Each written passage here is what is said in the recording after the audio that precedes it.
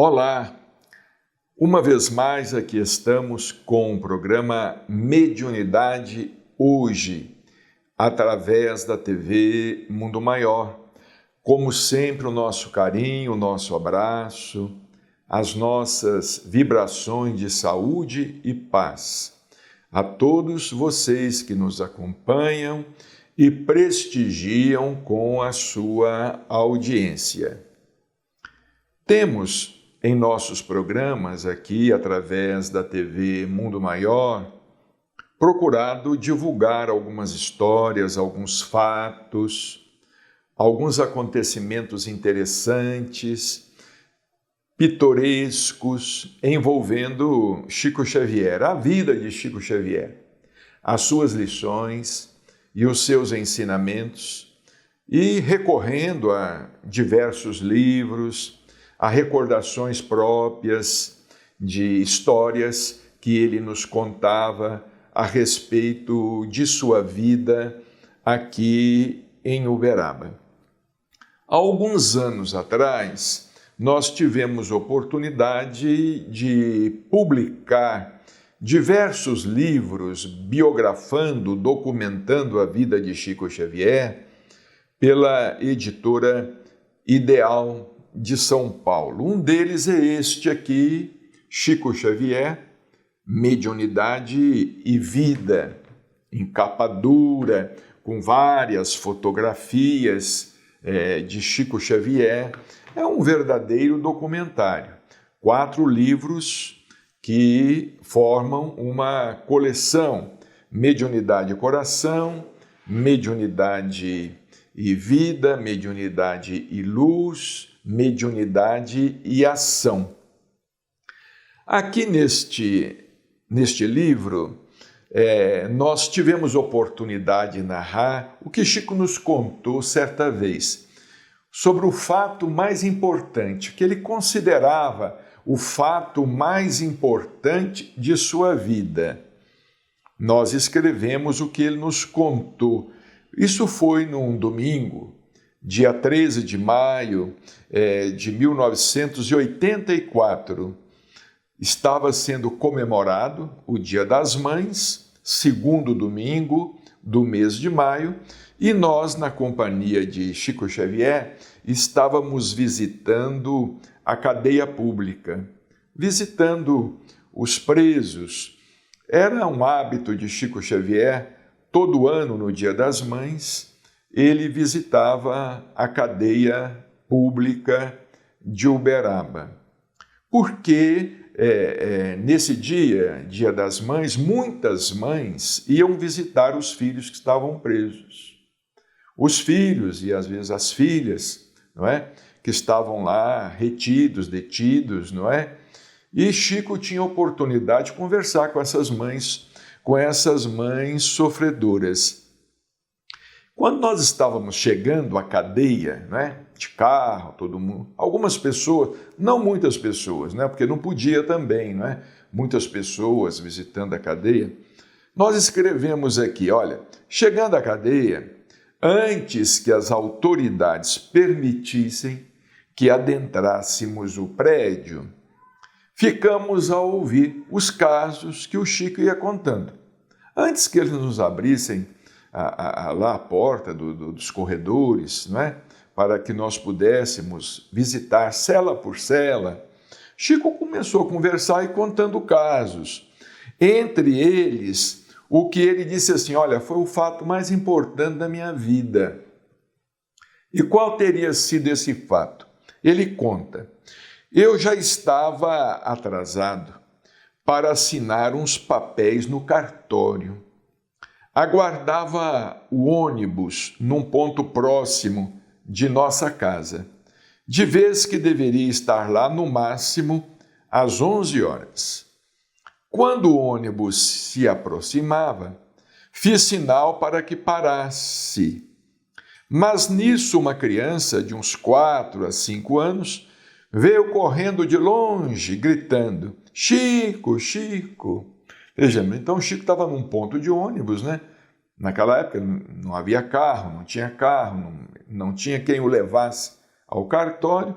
Ele estava esperando o coletivo, o ônibus, e uma criança veio gritando: Chico, Chico! Agradeci o motorista, explicando que desceria na próxima viagem.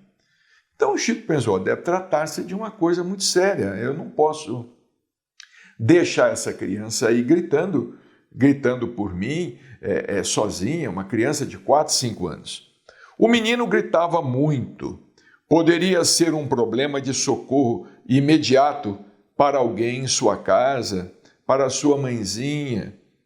Quando aquela criança chegou, tomei-a nos braços e perguntei o que estava acontecendo. Ofegante, mas sorrindo, ele me respondeu: não é nada, não. Eu só queria que o Senhor me desse um beijo. Então, eu lhe dei mais de uns 10 beijos. Conta Chico, né? Vejamos, o menino fez com que ele perdesse o ônibus, né? Para mim, foi o fato mais importante da minha vida, pois se tratava de uma criança. Quer dizer, o sentimento puro, né? De uma criança e aquele amor, aquele respeito pelo Chico, né? Eu não posso deixar de me recordar daquela entrada de Jesus em Jerusalém, não é? Naquele domingo, né? Naquela entrada triunfante de Jesus em Jerusalém, todos lhe acenando com os ramos, não é? Com alguns ramos, e as crianças gritando por ele. Jesus recebido pelas crianças, ali na entrada de Jerusalém, naquela última semana, não é? Porque logo ele seria traído, seria preso, seria crucificado. Aí Chico conta aqui: perdi o horário do cartório, mas ganhei muito mais. Hoje o menino já está moço.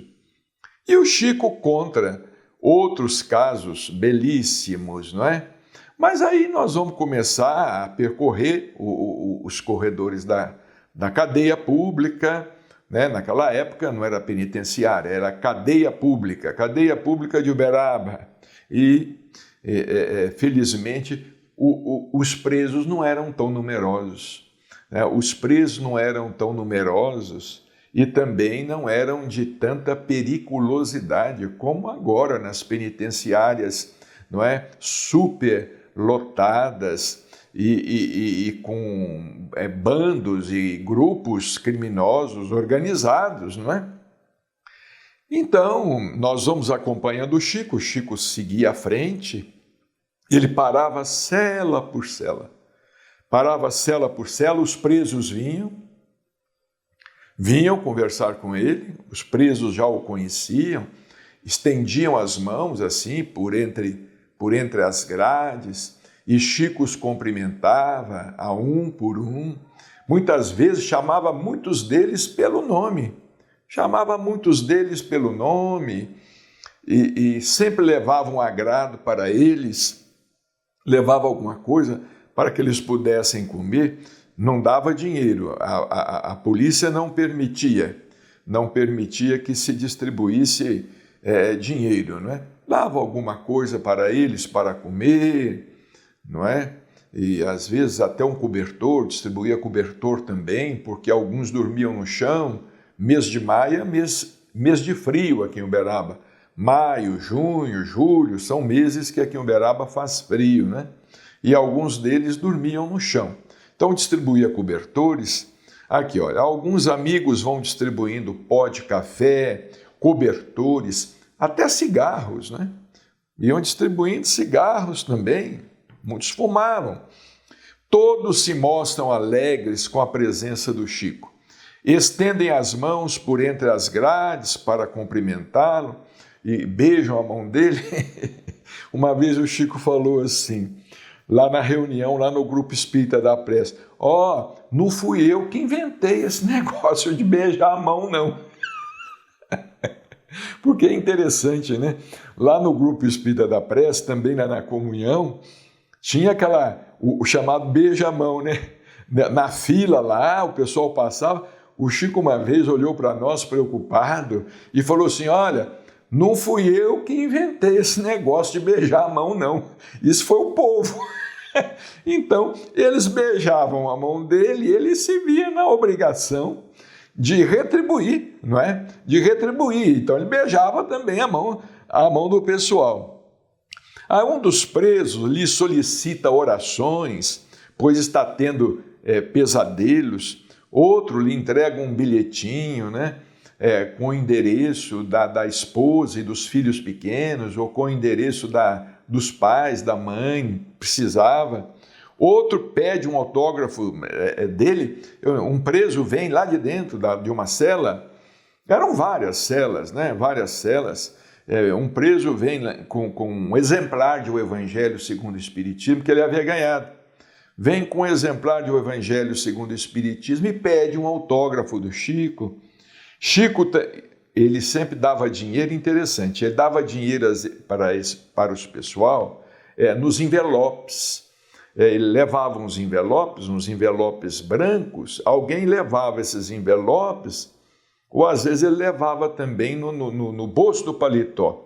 Ele não pegava o dinheiro assim com a mão na vista de todo mundo, não. Botava dentro do envelope. E entregava. E entregava um envelope, né? E falava assim, olha, aqui uma mensagem, não é? Aqui uma mensagem. E deixava com o preso, né? Para não humilhar. E ele fazia isso para não humilhar a pessoa. Estender o dinheiro, né? Ninguém reclama, ninguém reclama, ninguém revolta, ninguém se altera, ninguém gritava, era tudo em calma. Não tinha um preso que gritasse, que se revoltasse, que falasse nada. Chico também, olha que muito importante isso, ele não fazia nenhuma pregação, ele não lhes faz pregação alguma, apenas deseja-lhes felicidade. Não prega nada, não pregava nada.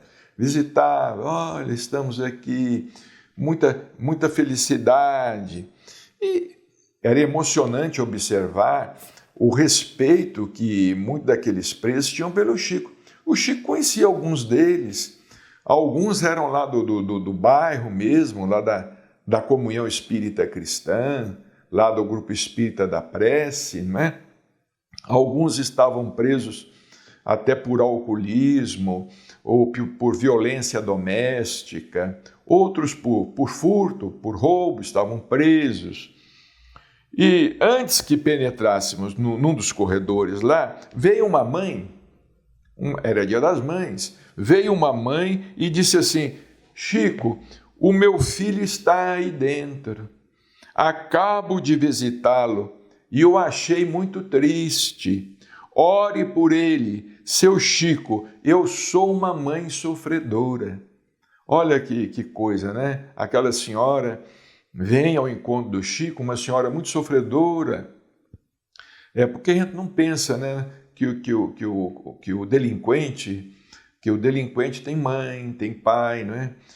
Às vezes tem esposa, tem filhos, às vezes tem até netos, né? Não pensa que o que está preso, o que está detido, tem uma família que o ama, não é?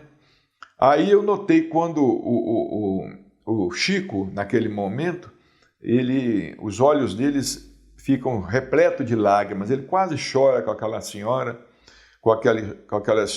e procura disfarçar para não chorar, né? Aí nós saímos engraçado, né? Até quando a gente saía e ia embora, o Chico, através de um amigo, distribuía os envelopes até com os guardas. até com a polícia, até com os guardas lá que ficavam lá também ganhavam esses envelopes com algum dinheirinho dentro. Distribuía com eles também, dava cobertores para os guardas, para os policiais, né? A polícia até hoje não tem um salário bom e tudo, mas naquela época era muito pior. A polícia ganhava muito pouco, né? A polícia também muitas vezes precisava, tinha uma família numerosa.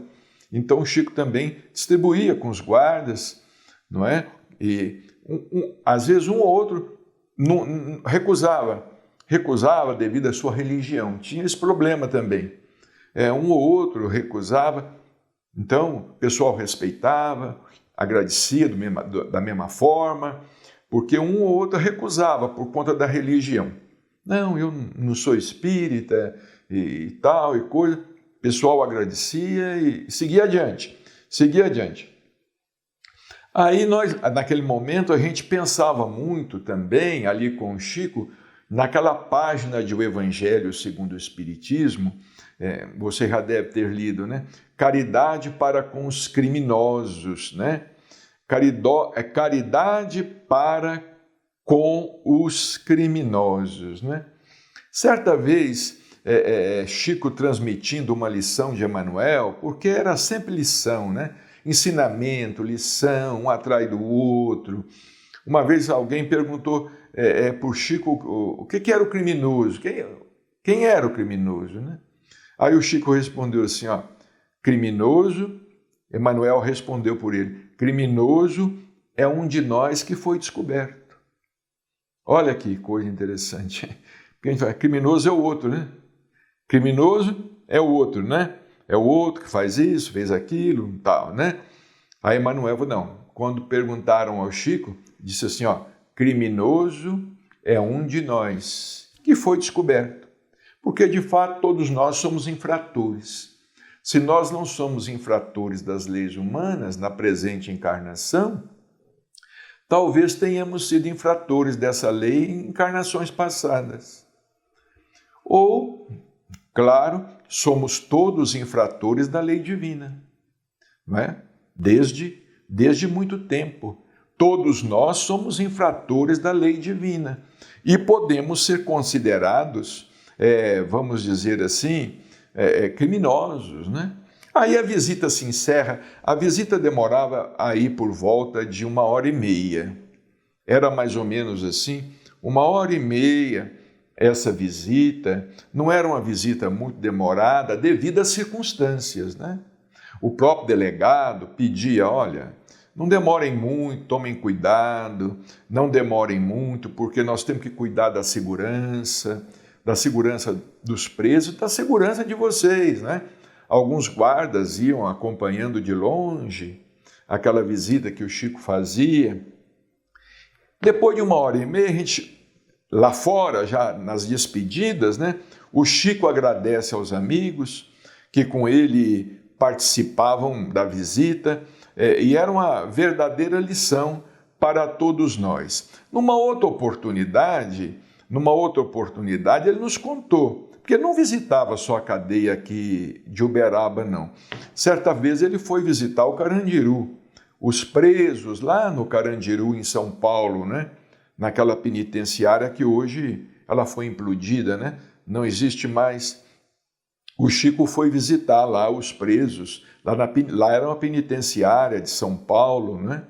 E ele perguntou, e na saída, interessante, quando ele estava na saída da penitenciária lá em São Paulo, um número muito maior de presos, né? Maior periculosidade, essa coisa toda, um amigo perguntou para ele, Chico, você encontrou muitos espíritos obsessores aí dentro do Carandiru? Tem muito espírito obsessor? Olha aí a pergunta que a pessoa faz, né? Tinha muito espírito obsessor aí dentro da cadeia? Aí Chico respondeu, não, eles já conseguiram o que queriam.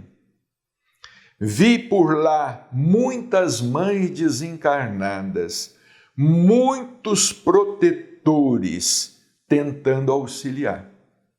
Olha que interessante a resposta. A visão de Chico Xavier, né? E como a nossa visão é uma visão assim, obtusa, né? Em relação ao próximo, né? Chico, você viu muitos obsessores lá dentro do Carandiru? Ele falou, não, eles já conseguiram o que queriam. E de fato, né? Já tinham conseguido o que queriam, né? Ele falou assim, olha, eu vi muitas mães desencarnadas, muitas mães procurando auxiliar os filhos presos e muitos protetores tentando auxiliar. Então era um dos trabalhos, uma das tarefas de Chico Xavier. Essa tarefa era uma tarefa anual que Chico realizava, não é? Aqui em Uberaba. No Carandiru, ao que nos parece, ele esteve uma única vez. São lições que nós vamos revivendo e procurando aqui recontar aos nossos irmãos e às nossas irmãs, porque de fato são lições que nos auxiliam a aprender a viver, melhorar a nossa compreensão da vida, a nossa compreensão do outro, né? Do próximo, e a desenvolvermos mais a misericórdia, a compaixão. Aqui no livro Lindos Casos de Chico Xavier, o professor Ramiro Gama também relata muitos casos, ele conta muitos casos da vida de Chico Xavier, como esta aqui, muito importante, a lição do prédio que se inclinara. Diz o professor Ramiro Gama que a imprensa belo-horizontina, lá de Belo Horizonte, noticiária com grande alarde que um prédio de 10 andares lá em Belo Horizonte, isso muitos anos atrás, né?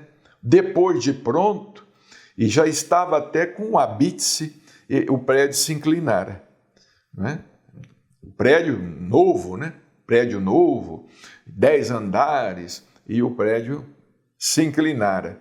Então isso foi noticiado com grande alarde pela imprensa. Muitas pessoas curiosas se aglomeraram e comentando o erro de cálculo, procurando o culpado, né? Quem será que foi o culpado? O que engenheiro? Qual foi o arquiteto? Quais os engenheiros, os construtores, não é? Procurando o erro de cálculo daquele responsável pela obra. Aí o Chico, passando por ali, ele viu o prédio interditado e também ouviu diversas críticas que as pessoas estavam fazendo. Diz o Chico que Emmanuel, ao lado dele, falou o seguinte: veja e medite. Por um erro de cálculo, perde-se um prédio de 10 andares. Também em nossa existência, por um erro consequente da falta de oração e vigilância, inclinamos, tombamos, inutilizando muitos séculos de nosso edifício espiritual. Olha que coisa grave, né? Chico aproveitando, o Emmanuel aproveitando aquele prédio de 10 andares, Emmanuel falou, olha, às vezes a gente também, por um erro de cálculo, a gente tomba, não é? E inutiliza muitos séculos de nosso edifício espiritual. Isso é muito grave. Vamos meditar nessas lições maravilhosas de Chico Xavier. Um grande abraço, muita paz e até o nosso próximo encontro.